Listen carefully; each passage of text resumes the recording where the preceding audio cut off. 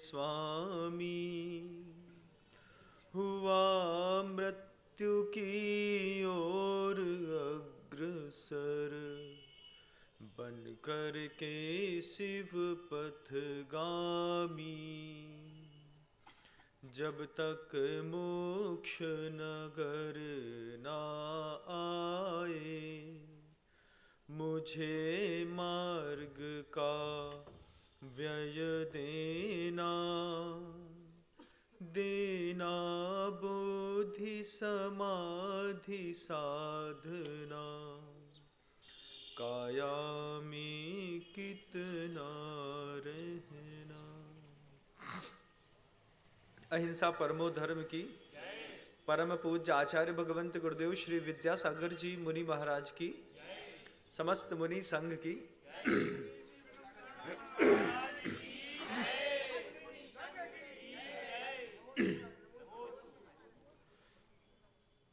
नगर में भिखारी निरंतर घूमता रहता था,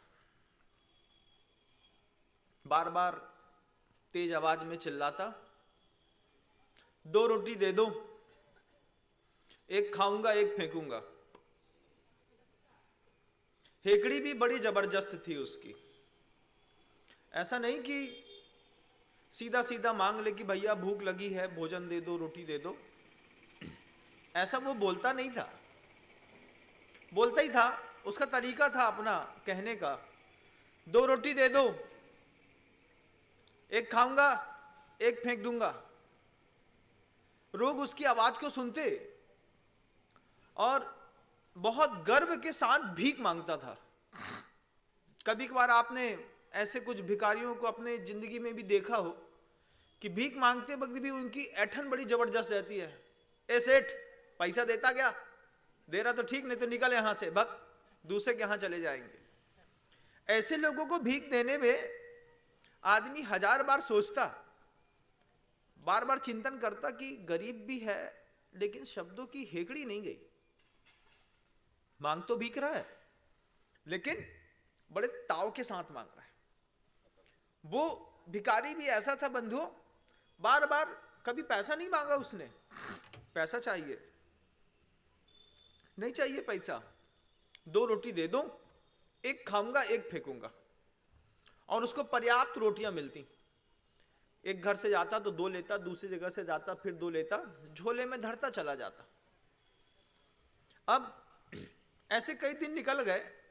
नगर में एक नया व्यक्ति आया, रिश्तेदारों के यहाँ, जैसे आपके यहाँ लोग आते हैं, माहौल देखते हैं, तो कुछ चाय वाय पी रहा होगा, उतने में उस भिखारी से पाला पड़ गया। चिल्ला रहा था, 2 रोटी दे दो, एक खाऊंगा एक फेंकूंगा। बहुत सोच करके एक व्यक्ति ने उसको 2 रोटी दे दी। व्यक्ति 2 रोटी देकर के चला गया, लेकिन जिस व्यक्ति के अंदर इस बात की शंका उठी, बार बार चिल्लाता है, भिखारी भी है, भूखा भी है, 2 रोटी खा दे दो, एक खाऊंगा एक फेंकूंगा, एक खाऊंगा एक फेंकूंगा, तो रोटी फेंकता भी है कि नहीं, कि सिर्फ खाता बस है? खाता ही होगा, फेंकता तो नहीं होगा। ऐसी शंका पैदा हो गई। अब वो तीसरे दिन फिर नगर में आया तो फिर वही शब्द, 2 रोटी दे दो, एक खाऊंगा एक फेंकूंगा।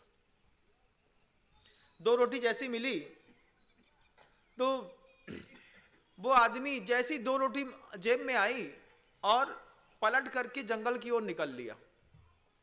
एक आदमी ये सोच करके जंगल की ओर निकल गया कि मेरे मन की 2 रोटी मिल गई है, अब मुझे कुछ नहीं चाहिए, वो चला गया। उसके पीछे पीछे वो शंकाशील व्यक्ति भी चला। आज तो देखता हूं जाकर के, ये बार बार चिल्लाता है, बड़ा घमंड से मांगता है, 2 रोटी दे दो, एक खाऊंगा एक फेंकूंगा। तो वो रोटी फेंकता भी है कि नहीं? एक व्यक्ति जा रहा है इस संकल्प के साथ कि मुझे 2 रोटी मिल गई, उसके पीछे एक और व्यक्ति जा रहा है इस अविश्वास के साथ कि ये रोटी दूसरी फेंकता भी है कि नहीं फेंकता।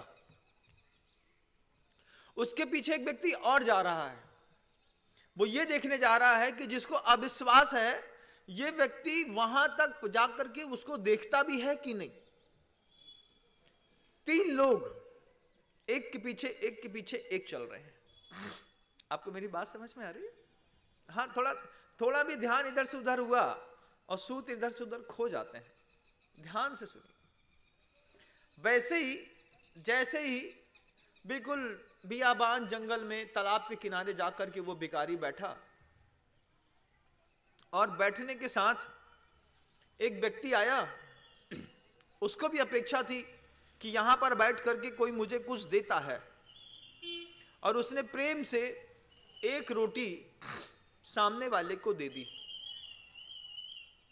और उसने एक रोटी सामने वाले ने खा ली और एक रोटी उसने खुद शांति के साथ खा ली। जब एक रोटी सामने वाले ने खा ली और एक रोटी इसने खा ली, अब जो पीछे शंका से आया देख रहा था कि ये बोलता है कि एक खाऊंगा एक फेंकूंगा, फेंका तो कुछ नहीं। 2 लोग मिल गए, मिल करके एक रोटी तुमने एक रोटी हमने खा ली। जैसे ही ऐसी बात थी तो जाकर के पीछे वाला व्यक्ति कॉलर पकड़ के बोलता है, झूठे, हमेशा गांव में आता है चिल्लाता है 2 रोटी दे दो, एक खाऊंगा एक फेंकूंगा, एक खाऊंगा एक फेंकूंगा, एक खुद खा गया, एक सामने वाले को खिला दिया, फेंकी कौन सी? भिखारी कहता है तुम्हें दिखा नहीं, मैंने वही किया जो मैं कहता हूं। जो रोटी मैंने दूसरे को दी वो रोटी मैंने खाई, और जो रोटी मैंने खाई वो रोटी मैंने फेंक दी। वो कहता है इस बात को कि जीवन में बस यही सूत्र है कि जितना दे दिया वो मैंने खा लिया, जितना तुम्हारे पास है वो तो फिकने में उतारू ही है, वो फिकने वाला ही है। ये बात उस भिखारी को तो समझ में आ गई थी, इस भिखारियों को समझ में आ रही है कि नहीं? उस भिखारी को ये बात बहुत अच्छे से समझ में आ गई थी कि 2 रोटी दे दो, एक खाऊंगा एक फेंकूंगा, एक खाऊंगा एक फेंकूंगा। और उसने निश्चित जंगल में जाकर के जो रोटी दूसरे को दी वो रोटी तो तुमने खाई, और जो रोटी तुमने खाई वो रोटी तुमने फेंक दी। इतना पुरुषार्थ करके हमने जिंदगी में पैसा कमाया, इतनी प्रॉपर्टी बनाई, इतना बड़ा बड़ा एम्पायर खड़ा किया, इसमें से वो रोटी कितनी है, कितनी बड़ी है, कितनी महंगी है, आप खुद चेक करिएगा, अपने जीवन का एनालिसिस करिएगा बंधुओं, कि जीवन में दान के क्षेत्र में तुम्हारे हाथ से छूटा कितना है और वक्त पे कितना छूटा है ये देखिएगा। बेवक्त में तो आप बहुत डींगे हाँकते हैं, अरे भैया हम थोड़ी चूक गए, नहीं तो 14 मिनट की बोली हम ही लेते। ये बात की लकीरें पीटने वाली बात मत करो, वर्तमान में जियो। वर्तमान को देखो कि जब डंका पीटा जा रहा था तब हम धीरे से गाड़ी दबा रहे थे, भैया अगर महाराज की नजर पड़ गई हो जो डंका के बीच में, हमाओ डंका बज गया तो फिर हमाओ काय होने आए, है ना? ऐसे कई लोग संसार में मिलेंगे, जब वो ये बात को सुनते हैं तो उनकी हिम्मत नहीं होती मेरी आंख से आंख मिला के बात सुन सकें।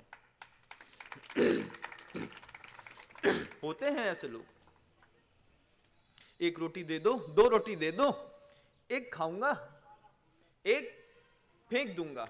आपको फेंकने में ज्यादा आनंद आता है, इसलिए आप पत्नी के ऊपर, पुत्र के ऊपर, परिवार के ऊपर खूब फेंकते हैं।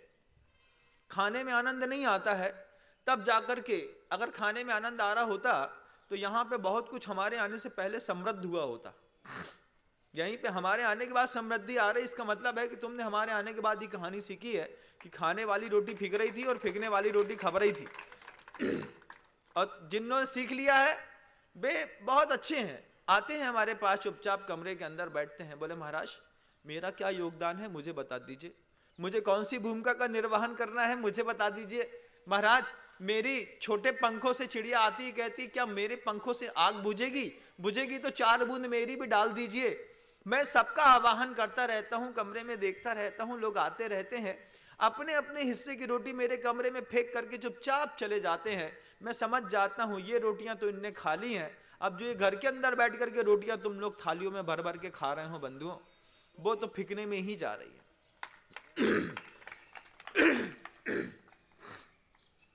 ऐसा पहले भी हुआ। पूर्वजों ने इतिहास को टटोल करके देखते हैं तो बड़ा आश्चर्य लगता है। आज से 2600 वर्ष पूर्व भगवान महावीर स्वामी इस भारत की वसुंधरा पर विचरण करते थे। सोचिए, सर्वशक्ति संपन्न 2600 वर्ष पूर्व मात्र सर्वज्ञ इस धरती पर विचरण करते थे। उनके अनुयायी विचरण करते थे, उनके हाथ से दीक्षित हुए नीचे के साधु विचरण करते थे। कितना वैभव था आज से मात्र 2600 वर्ष पूर्व। आज हमारे जैन ग्रंथालयों में, हमारी मां सरस्वती के भंडार में जो ग्रंथ रखे हुए हैं, जो वेद रखे हुए हैं, जो पुराण रखे हुए हैं, जो आगम रखा हुआ है, जो पुस्तकें रखी गई हैं बंधुओं, आप उन पुस्तकों में एक बार जाकर के नजर डालिएगा। 2, 4, 5, 6 अलमारियां भरी मिलती हैं और इतने में पूरा सरस्वती का भंडार खत्म हो जाता है। एक मन के अंदर प्रश्न उठता है, क्या सर्वज्ञ को सिर्फ इतना ही पता था जितना सामने दिख रहा है? मन के अंदर ये शंका उठती है इस बात को लेकर के कि जब भगवान महावीर स्वामी स्वयं इस वसुंधरा पर थे, इतने जबरदस्त गौतम प्रभु सामने थे, जब भद्रबाहु स्वामी सामने थे, जब शुद्धकेवली सामने थे, तो क्या सिर्फ इन्होंने इतना ही लिखा? क्या इनको सिर्फ इतना ही पता था कि 5, 6, 7, 10 अलमारियों में वे ग्रंथ रख दिए गए? सर्वज्ञ की क्या बस इतनी ही सीमा है जितनी सीमाएं हमारी अलमारियों में दिखती हैं? जब हमने इस बात पे चिंतन किया तो पता चला कि सर्वज्ञ मतलब दुनिया के वे सर्वशक्ति संपन्न पुरुष जिनको पूरी सृष्टि का हर स्तर का ककहरा आता था। उन्होंने अपनी देशना में सब कहा, लेकिन हमारे पास तक सब पहुंचा नहीं। लिखा भी सब गया। जिन आचार्यों के 1-2 ग्रंथ मिलते हैं, 4 ग्रंथ मिलते हैं, जिनने अपना पौरुष दिखाकर कि धवला, जय धवला, महाधवला लिखी होगी, स्वामी अकलंक देव ने ये आपका राजवार्तिक लिखा होगा, ऐसे महान न्याय के ग्रंथ लिखे होंगे। क्या इनके पास एक ही ग्रंथ लिखने का सामर्थ्य था? क्या इनके पास 2, 5, 10 ग्रंथ लिखने का सामर्थ्य था?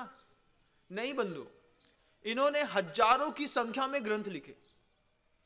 इन्होंने जितनी रोटी मांगी उसमें से बराबर अपने लिए भी खाई और दूसरों को भी खिलाई। खुद अध्यात्म की वो पराविद्या को सीख करके, योग के माध्यम से देह का त्याग करके, और सम्मेद शिखर जी से, कोई कैलाश पर्वत से, कोई चंपापुरी से, पावापुरी से, कोई गिरनार से मुक्ति की यात्रा में निकल गए वो लोग जो हमारे लिए एक इशारा देकर के गए।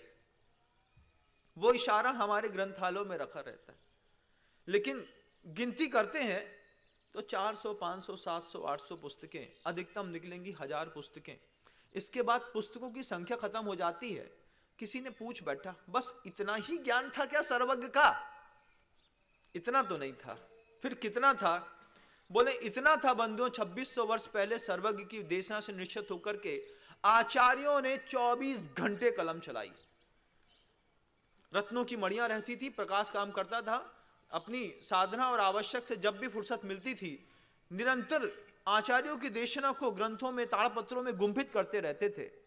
लेकिन पिछले 1000 वर्षों में ऐसा शासन आया बंधु हमारे यहाँ, 1000 व्यक्तियों के खाने के लिए भोजन बनाना था और कोयला कम पड़ गया तो लोगों ने ग्रंथों की होलियां जला करके 6-6 महीने तक लोगों को रसोइयां बना के खिलाई।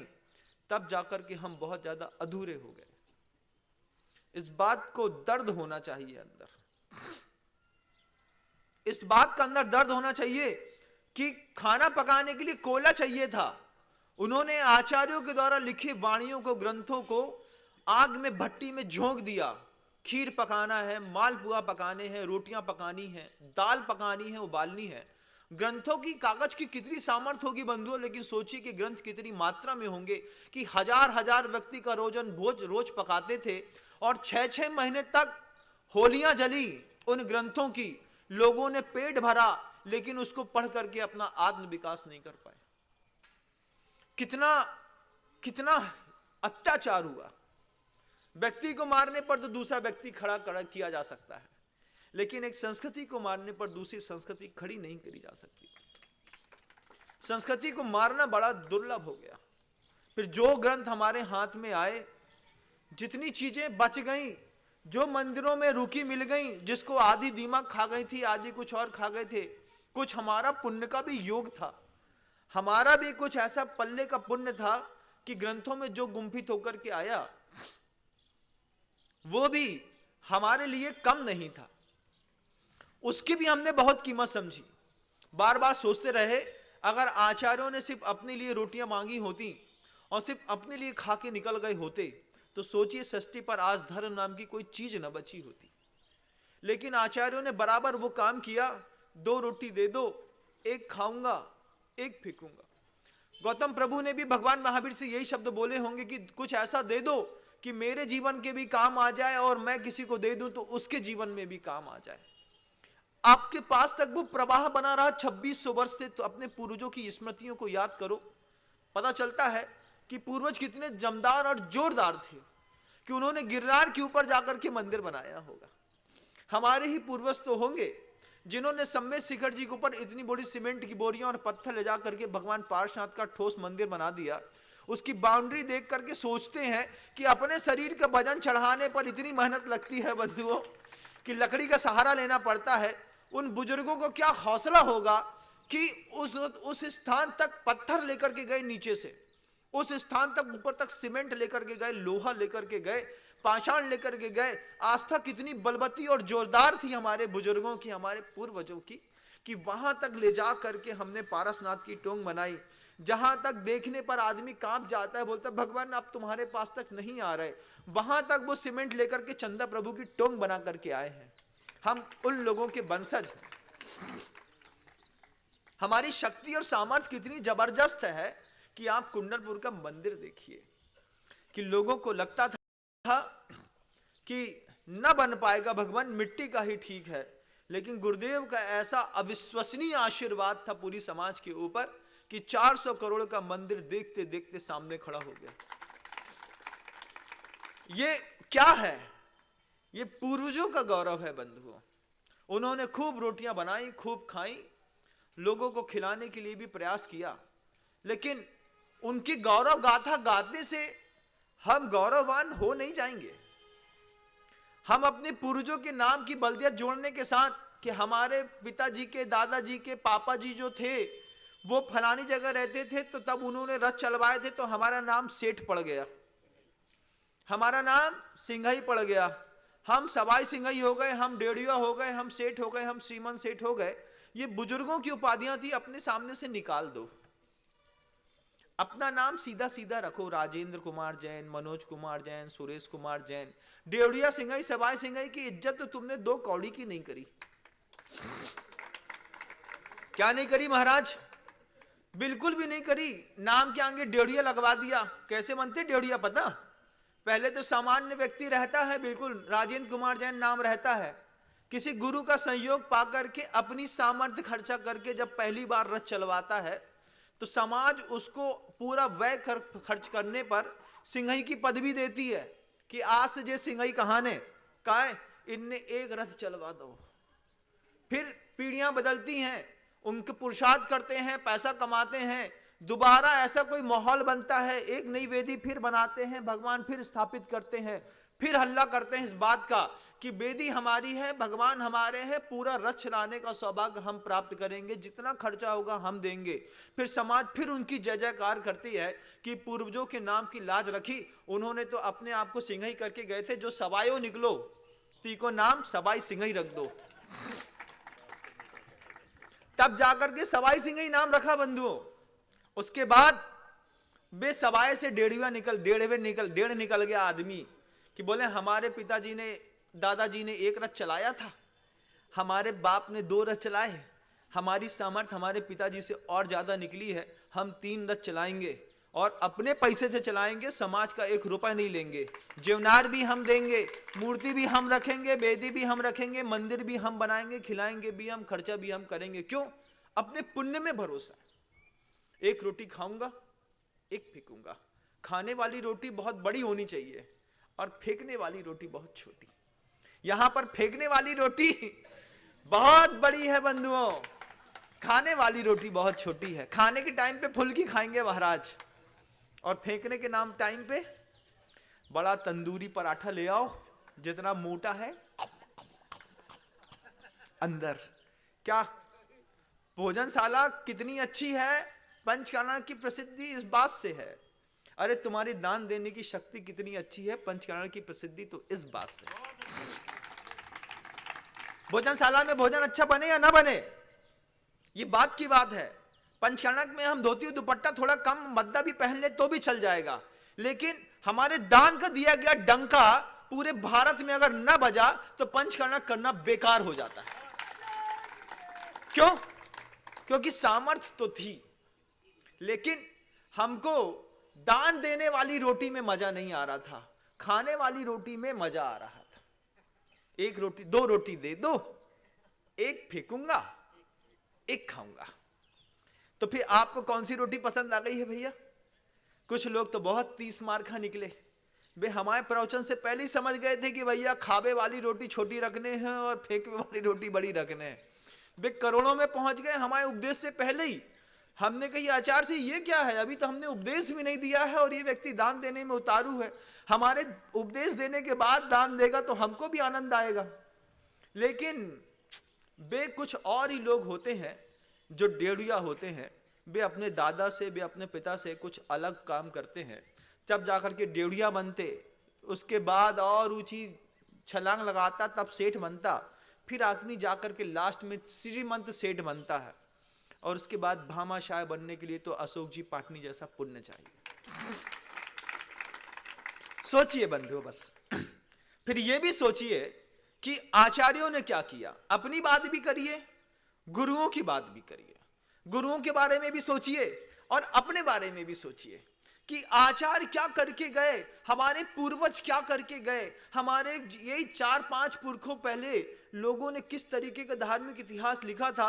मैं पहली बार मूड़ बिद्री गया, मैंने देखा भैया वो ले गया, हमने कहा हमने सुना है यहाँ के अक्षयकारी बहुत सारे बिंब हैं, दिखाया इतने बड़े हीरे के भगवान। हमने कहा झूठे, बिल्कुल गलत है। बोला शुद्ध हीरे के भगवान। हमने आंख खोल के देखा, हमने कहा हीरे के? बोले हाँ हीरे के भगवान है, मूंगा के हैं, माणिक के हैं, पन्ना के हैं, नीलम के हैं, जितनी महंगी धातुएं हैं सबके भगवान बनाए हैं। हमने पूछा किसने बनाए? उनने कहा अपने पूर्वजों ने।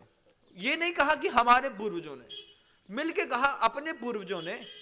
यात्रा करने जाते थे, धन कमाने के लिए जाते थे, कभी कोई बड़ा रत्न मिल गया तो सौदा नहीं करते थे, खरीद के रख लेते थे, जेब में रख लो। क्यों? इससे श्री जी की प्रतिमा बनाएंगे। जितनी भी बहुमूल्य धातुएं मिली,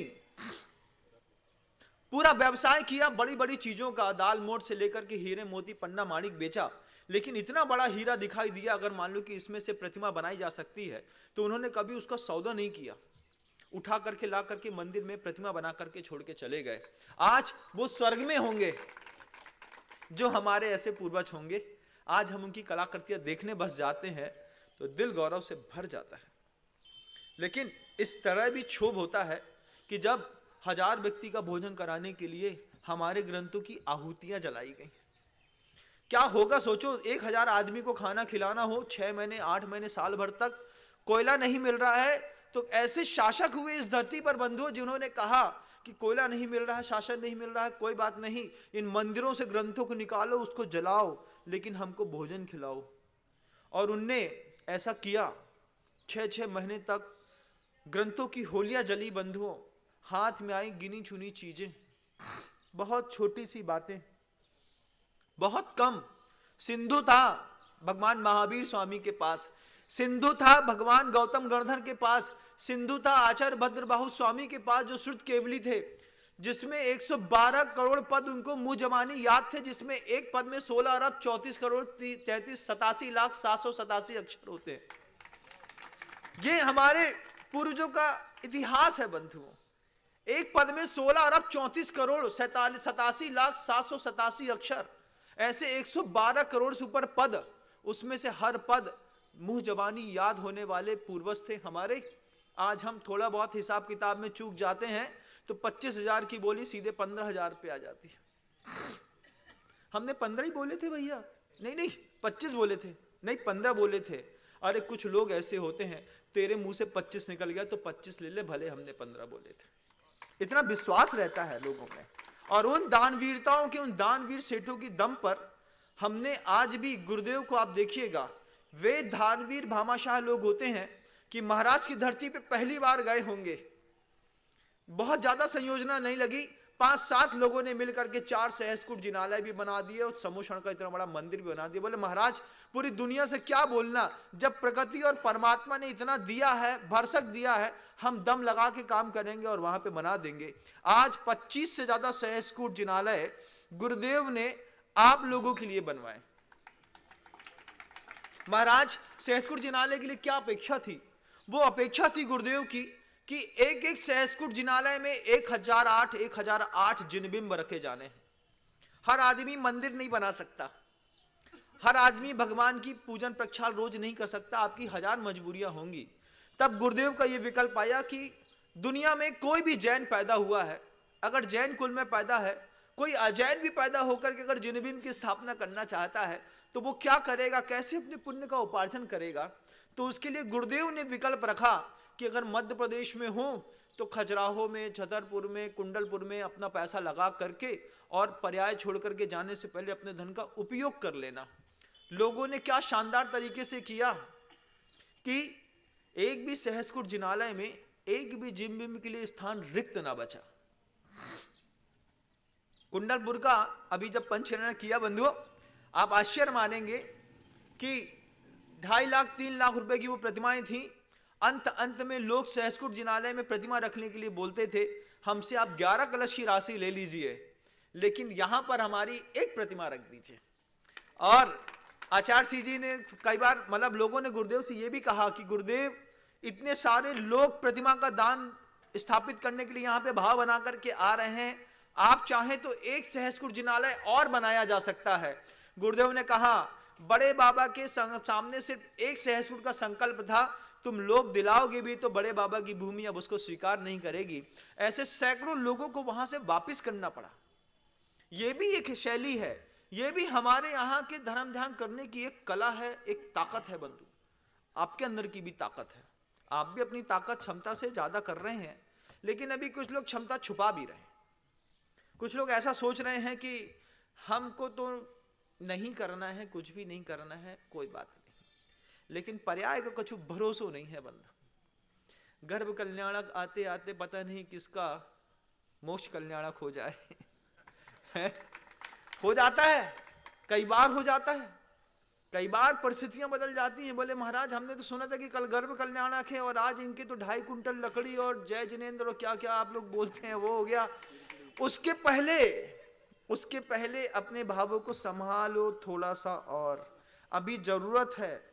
अभी मुट्ठी भर जमीन नापी है तुम लोगों ने, अभी पूरा आसमान बाकी है बंधुओं तुम लोगों के लिए। अभी बहुत कुछ करना है इस देश में रह करके। हम आपको बताना चाहते हैं वो बात कि उतनी होलियां तो जल गईं, लेकिन उतनी होली जलने के बाद भी जो बातें छोड़ दी गईं वो भी कम नहीं थी।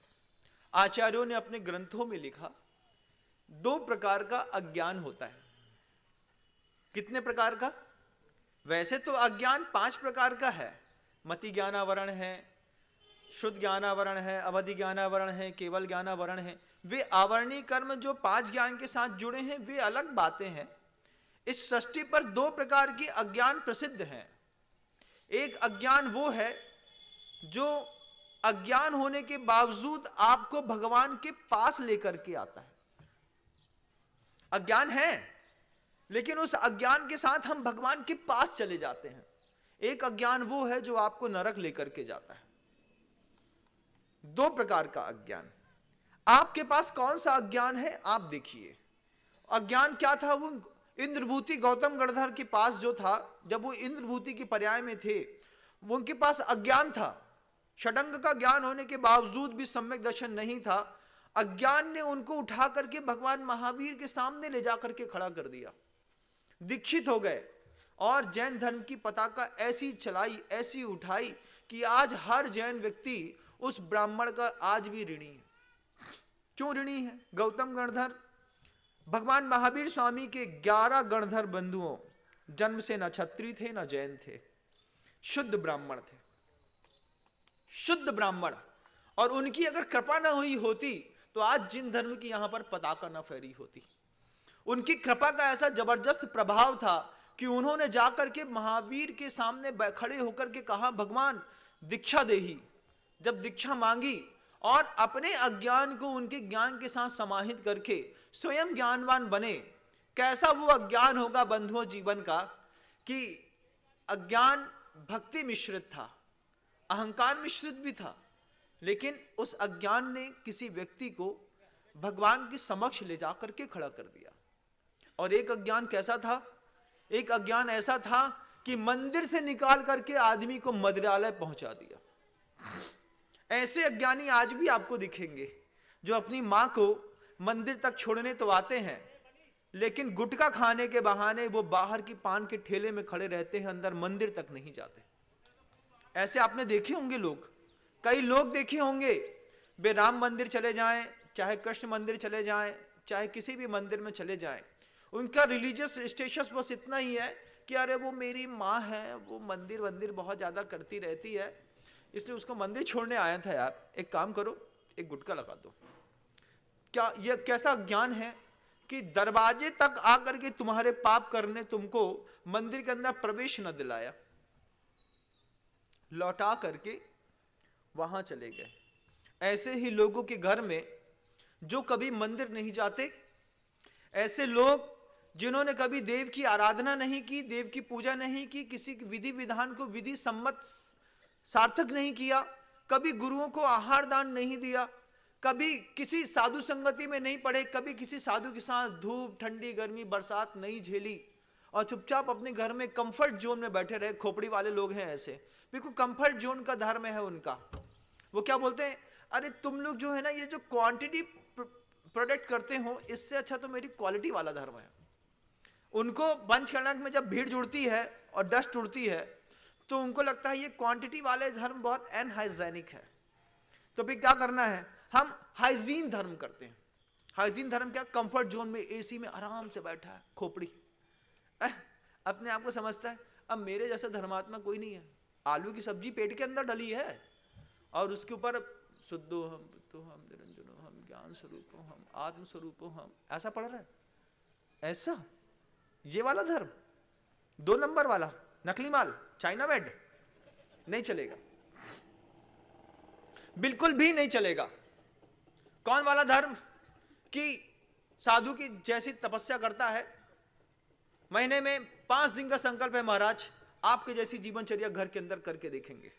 उस 5 दिनों में जो आपको अनुभूति होती है, ये आपकी कंफर्ट जोन वाली अनुभूति से वो अनुभूतियां बहुत अलग तरीके की होती हैं। लेकिन कुछ लोग हैं खोपड़ी में जिनको लगता है कि हमको क्वालिटी वाला धर्म चाहिए। अब किसी ने पूछ ही लिया गुरुदेव से एक बार ऐसा आ करके कि आचार्य सिंह जी इतनी भीड़ रहती है, इतनी डस्ट उड़ती है, इतना वो सब होता है, तो जैन दर्शन में ये क्वालिटी वाला धर्म चाहिए कि क्वांटिटी वाला, कौन सा धर्म चलता है जैन धर्म दर्शन में? अब गुरुदेव क्या बोलते, अचानक गुरुदेव के पास जैसे रोड में चलते हुए, हाईवे में चलती हुई गाड़ी के सामने जैसे अचानक कोई बिल्ली आ जाती है, गिलहरी आ जाती है, चूहा आ जाता है, जैसे कोई भैंस आकर के खड़ी हो जाता है, कोई गाड़ी क्रॉस कर देती है, ऐसे गुरुदेव के सामने कभी भी अचानक प्रश्नों की बौछार होती है। बिना सोचे समझे आदमी जो है गुरुदेव के सामने खड़ा करता है प्रश्न। तो गुरुदेव के सामने किसी ने प्रश्न खड़ा किया कि आचार्य जी जैन दर्शन में क्वालिटी वाला धर्म होना चाहिए कि क्वांटिटी वाला धर्म होना चाहिए? आचार्य जी क्या बोलते? आप होते तो क्या बोलते? आपको क्या पसंद है? अच्छा बताइए, क्वालिटी वाला धर्म कि क्वांटिटी वाला धर्म? एक बार बता तो दो। कौन सी तुम्हारी नाक काट रहे हैं हम? कौन सा धर्म चाहिए? क्वालिटी वाला धर्म चाहिए, है ना? हाई फाई क्वालिटी वाला धर्म चाहिए। कंफर्ट जोन वाला चाहिए क्या? नहीं, कंफर्ट जोन वाला नहीं चाहिए, लेकिन क्वालिटी वाला चाहिए। क्वांटिटी वाला, क्वांटिटी वाला धर्म नहीं चाहिए। गुरुदेव से पूछा कि आचार्य सिंह जी जैन दर्शन में क्वांटिटी वाला धर्म अच्छा है कि क्वालिटी वाला धर्म अच्छा है?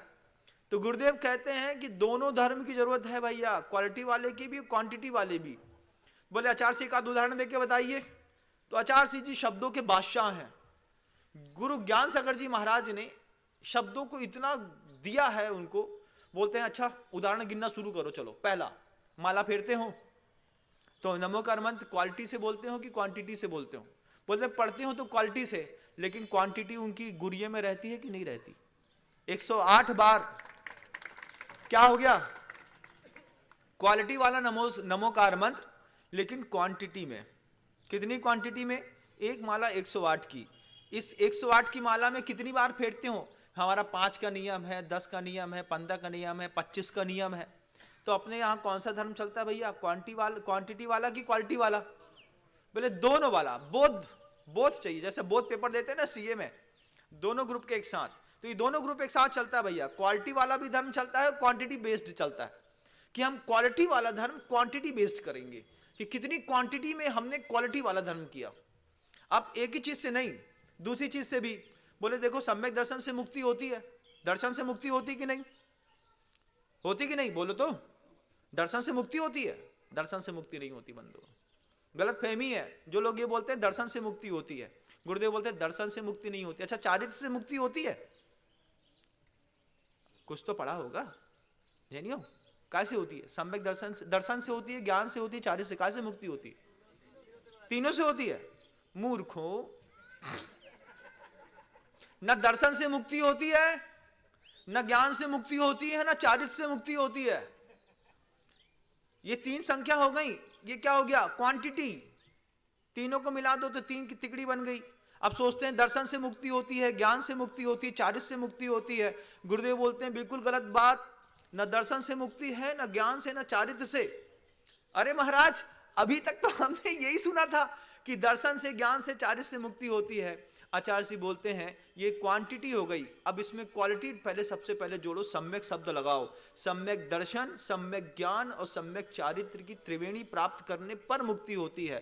क्वालिटी वाला धर्म है कि क्वांटिटी वाला? कौन सा? दोनों है। क्वालिटी भी है और क्वांटिटी भी है। कि क्वालिटी कैसी होनी चाहिए? कि दर्शन तो चाहिए लेकिन सम्यक दर्शन चाहिए, ज्ञान चाहिए लेकिन सम्यक चाहिए, चारित्र चाहिए तो सम्यक चाहिए। अब इन तीन में से कोई एक चीज आ जाए, बोले मेरे पास सम्यक दर्शन है और मुक्ति हो जाए, ऐसा भी संभव नहीं है।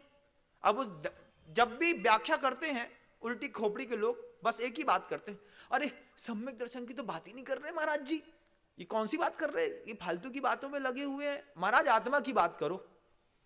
ऐसे आते हैं कमेंट्स, आते हैं लोग कहते हैं हमसे, महाराज जी आप आत्मा की बात क्यों नहीं करते? हमने कहा आत्मा की बात तुम सुनने ही पसंद नहीं करते हो, तुमको फालतू की बातें सुनने में आनंद आता है। अच्छा, तो आप फालतू की बात करते हैं, तो क्या सम्यक दर्शन की बात करना फालतू की बात है? वे लोग सिर्फ सम्यक दर्शन की बात करेंगे, ज्ञान की बात करेंगे। चारित्र की बात में क्या बोलते हैं कि वो जो ज्ञान गुण है, वो ज्ञान गुण जो अपने आप में रमता रहता है, अपने आप में मस्त रहता है, इसका नाम चारित्र है। तो मैं उनसे पूछना चाहता हूं, ये जो 12 प्रकार के तप लिखे हैं, श्रावकों के 6 आवश्यक लिखे हैं, श्रावकाचार लिखा है, मूलाचार लिखा है, ये किसके लिए लिखा है?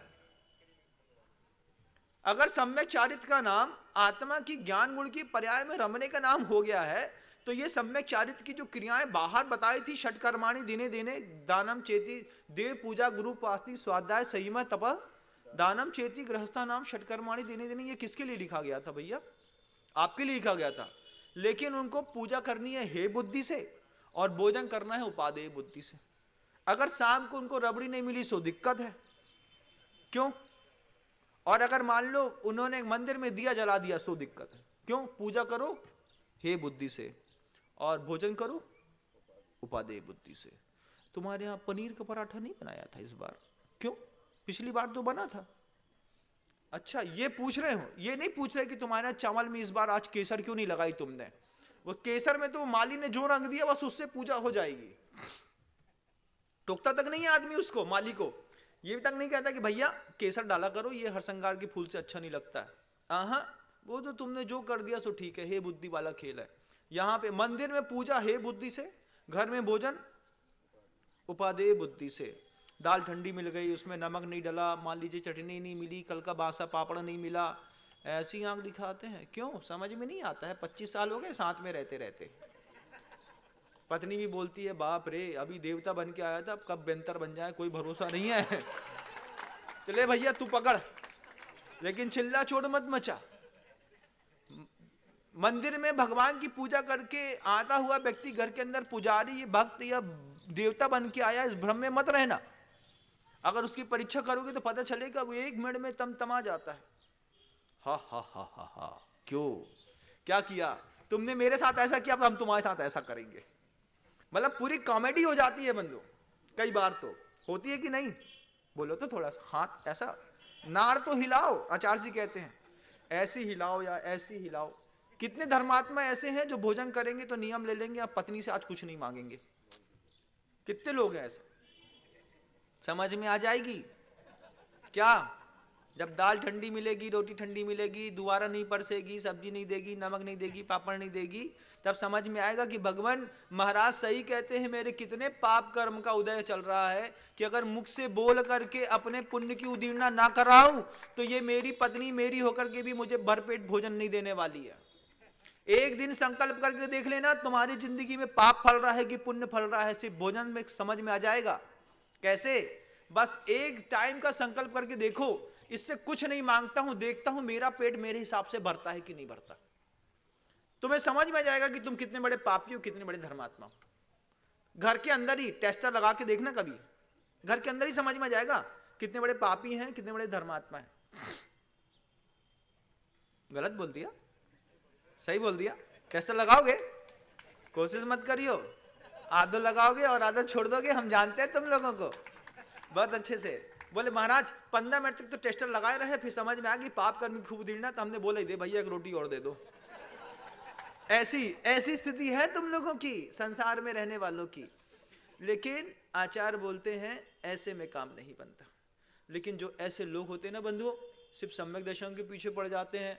जब इनके घर के अंदर कोई बच्चा पैदा होता है जो कैलिबर्स होता है, जिसके सिर काम नहीं करता, शरीर काम नहीं करता, कुछ काम नहीं करता, तब इनको भगवान बहुत अच्छे लगते हैं। जब परिस्थितियां बिगड़ती हैं तब भगवान हमेशा दुविधा में, भगवान बहुत अच्छा लगा। छोटा सा 14 साल का बच्चा है, दोनों किडनी फेल हो जाए, फिर देखो देवशास गुरु पे कैसी श्रद्धा जमती है, भगवान आप जो बोलो सब करने तैयार हैं, मेरा बच्चा बचा लो, बस हो गया। और जहां शरीर सही काम करता है वहां तुरंत कैसा है, क्या क्या बोल रहे थे महाराज, है अच्छा हम देख लेंगे। महाराज को कब देख लेंगे, जब पेट में रोटी बराबर पच रही है। जिस दिन फंस जाएगी उस दिन बेई महाराज एक बार नमोकार हमारे लड़का को सुना दो, पता नहीं आपके सुनावे से सही हो जाए। मतलब महाराज जादूगर कब हो जाते हैं, जब आपके घर के अंदर विपत्तियां आती हैं। गुरुदेव से पूछा, आप लोग तो खैर पूछ भी नहीं सकते, लेकिन गुरुदेव से पूछा कि गुरुदेव अगर घर के अंदर ऐसी विपत्ति आ जाए तो क्या करें। अगर मान लीजिए बच्चा बीमार है, बच्चा पैदा नहीं होता है, बच्चा पैदा होकर मर जाता है, संतान पैदा करने की ताकत नहीं है, घर के अंदर संपत्ति नहीं बढ़ती है, घर के अंदर बच्चियों का विवाह नहीं हो रहा है, घर के अंदर लोग अपमान करते हैं, ऐसी परिस्थितियां बिगड़ जाती हैं, प्रतिकूल चिंतन का वातावरण बनता है, सब कुछ उल्टा पुल्टा होता है, भगवान उस समय क्या करें। आचार्य जी के पास ऐसे ऐसे क्वेश्चंस आते हैं बंधुओं, और उत्तर ऐसे शानदार रहते हैं गुरुदेव के। गुरुदेव बोलते हैं अगर चाहते हो कि सुरक्षित जीवन पूरा जी के निकल जाऊं तो सबसे पहली बात असाता से बचो। 4 शब्द हैं गुरुदेव के। पहला क्या है, असाता से बचो। मैं किसी के लिए जीवन में असाता पैदा नहीं करूंगा। आज आपके जीवन में हो गई तो महाराज के सामने आके पूछते हैं महाराज हमने कौन सा कर्म किया था, तो भैया तुमने किया था तब तो तुम्हारे पास उदय में आ रहा है, हमने किया होता तो हमारे जीवन में उदय में आता, और आएगा। जो हमने पाप किए हैं वो हमारे जीवन में उदय में आएंगे, जो आपने पाप किए हैं वो आपके जीवन में उदय आएंगे। लेकिन अभी तो तुम ये सीखो कि ग्रंथों में जो ग्रंथ बच गए हैं उस ग्रंथों में से तुम्हारे जीवन विकास के क्या सूत्र हैं। अगर घर के अंदर चाहते हो संतान समय पे हो, बच्ची हमारे अंडर कंट्रोल में रहे, व्यवसाय सही चले, भोजन सही चले, स्वास्थ्य सही चले, किसी भी प्रकार का दुख रोग शोक ना हो, उसके लिए गुरुदेव कहते हैं असाता से बचो।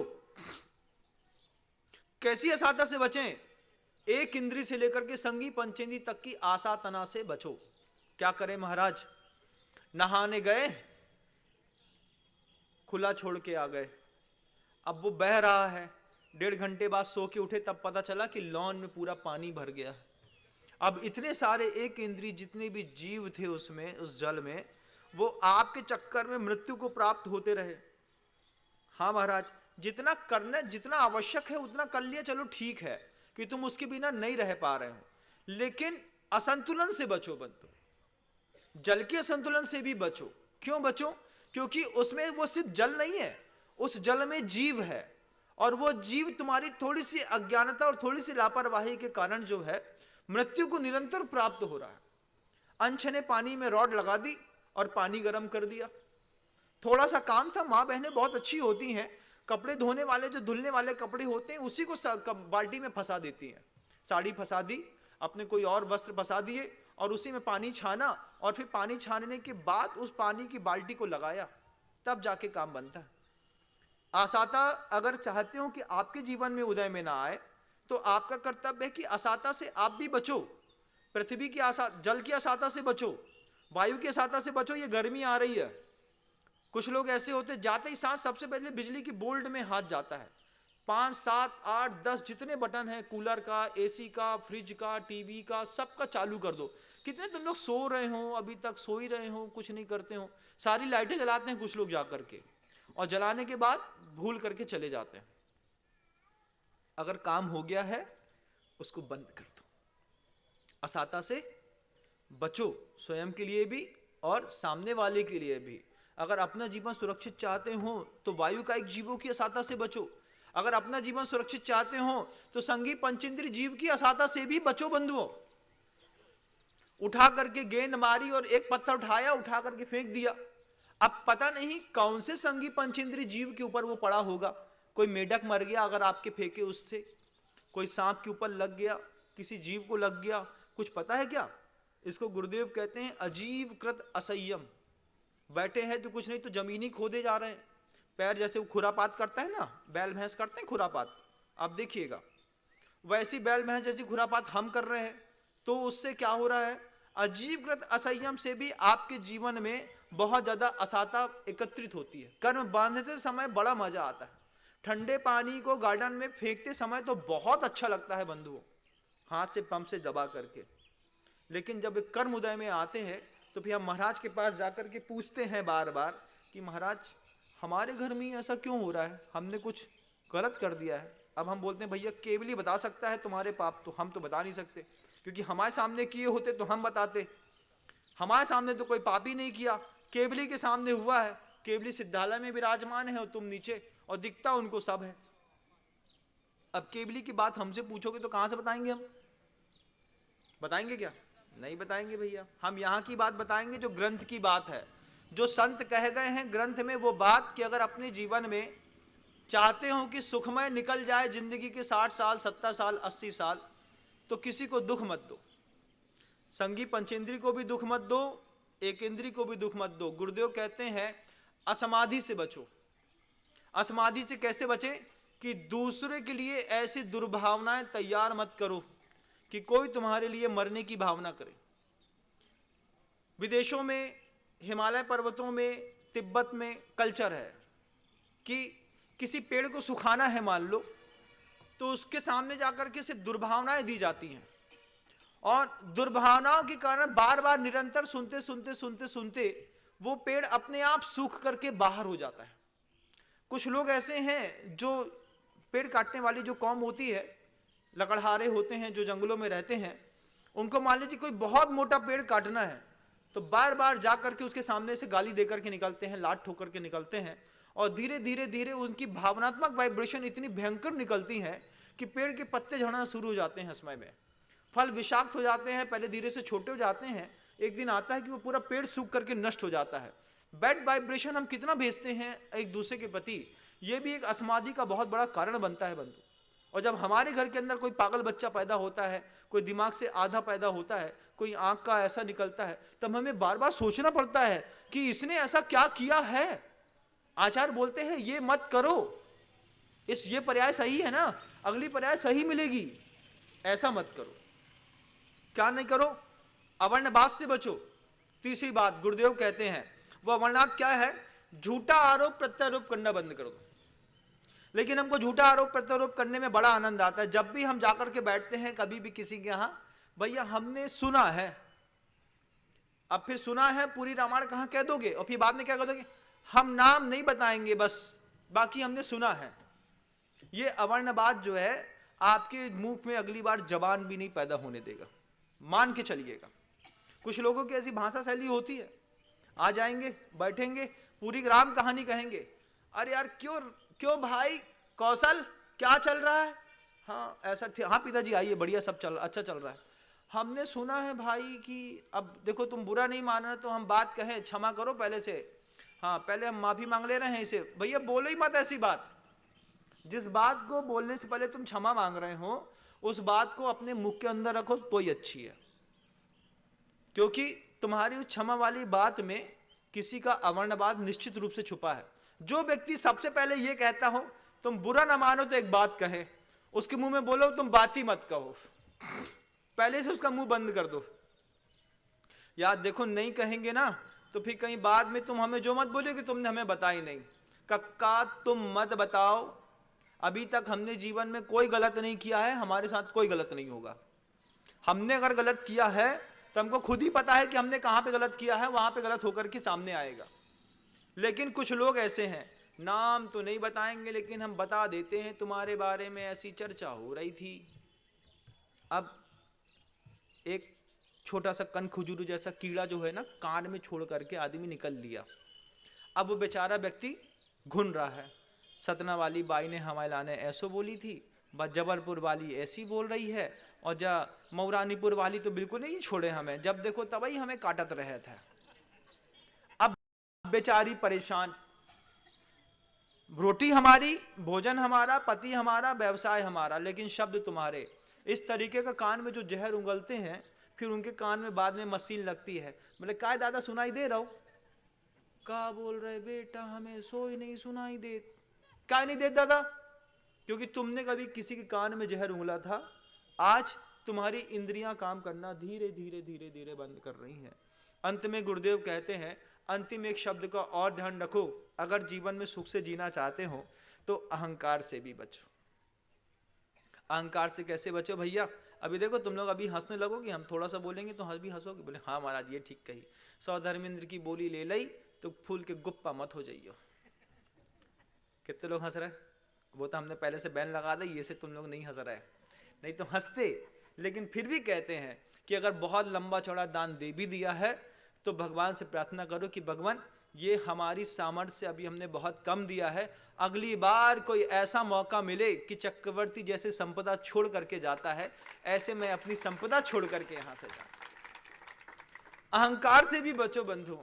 गुरुदेव को मैंने देखा, जब गुरुदेव से कहा किसी ने, कि हम ही ने कहा था, मुझे याद है कि जब आचार्य श्री जी कुंडलपुर में नीचे बैठे थे और मैंने ऊपर की पूरी वंदना करके आया, उस समय नीचे का कुंडलपुर का बीच का वो पूरा भाग खुल गया था जो चैली से बंधा था। मैंने गुरुदेव से कहा, गुरुदेव एक बार ऊपर चल के देख के आइए, आपने क्या सुंदर चीज बनाई है। ऐसे ही हंस के मैंने गुरुदेव से कहा कि गुरुदेव एक बार देख के आइए, क्या सुंदर, कितना भव्य, कितना अतिशयकारी, ऐसा लग रहा है जैसे बहुत बड़े राजा के महल में आ गए हैं। आप चल के एक बार देखिए आपने क्या बनाया है। गुरुदेव आंख से आंसू निकाल करके मेरी उस उत्साह को देख रहे थे और रोते हुए कहते हैं कि मैंने नहीं बनाया विनम्र, बहुत सारे लोगों के मंगल सूत्र उस मंदिर को बनाने में लगे। गुरुदेव के वो शब्द हैं। गुरुदेव कहते हैं कि मंदिर मैंने नहीं किसी और ने बनाया है। बोले जनता ने कितना भरोसा, कितना विश्वास और सबसे बड़ी बात कितना धैर्य रखा है अपने मंगल सूत्र के परिणाम को देखने के लिए। आज आप कह रहे हैं कि वो खुल गया है, मैं कोशिश करता हूं, मेरा शरीर साथ नहीं दे रहा। गुरुदेव उस वक्त मुझसे कह रहे थे कि यही बड़े बाबा हैं, जब मैं कुंडलपुर आता था तो सुबह और शाम 2 बार दर्शन देते थे। आज मेरे ऐसे पाप कर्म का उदय आ गया कि 1 महीना हो गया मुझे बड़े बाबा के दर्शन नहीं मिले। सोचिए, इतने बड़े महान संत होने के बावजूद ऐसा कहते हैं कि मेरे कैसे कर्म का उदय है कि मैं कुंडलपुर के अंदर रह करके भी बड़े बाबा के दर्शन नहीं कर पा रहा हूं। गुरुदेव कर्म नहीं छोड़ता बंधु। और लेकिन गुरुदेव की वो निष्प्रह वृत्ति देखिए आप, कि जिसमें गुरुदेव कहते हैं कि मंदिर मैंने नहीं बनाया, कितने सारे लोगों ने इसमें दान दिया है, कितने सारे लोगों के मंगल सूत्र हैं, प्रॉपर्टियां हैं, जमीन जायदाद हैं, हीरा मोती पन्ना माणिक हैं, पता नहीं चांदी की पायले, पता नहीं क्या क्या पड़ा है बड़े बाबा के मंदिर में। आज उनका धैर्य साकार हो गया, आज उनकी साधना साकार हो गई। हमने कहा गुरुदेव आपने कमाल कर दिया, बोले कमाल मैंने नहीं कर दिया, कमाल तो उस माँ ने कर दिया जो मेरे सामने आकर के अपनी चैन छोड़ करके चली गई थी। महाराज हमारे गले में कछु काम की नहीं है, बड़े बाबा के चरणों में चढ़ा दियो। उसका असर है बंधुओं। लेकिन दुनिया कहती है आचार्य सिंह जी ने बनाया, गुरुदेव कहते हैं ये बड़े बाबा का मंदिर मैंने नहीं, आप लोगों की भक्ति और श्रद्धा ने बनाया है, और ये इतिहास भी आप लोग लिखने का प्रयास करेंगे।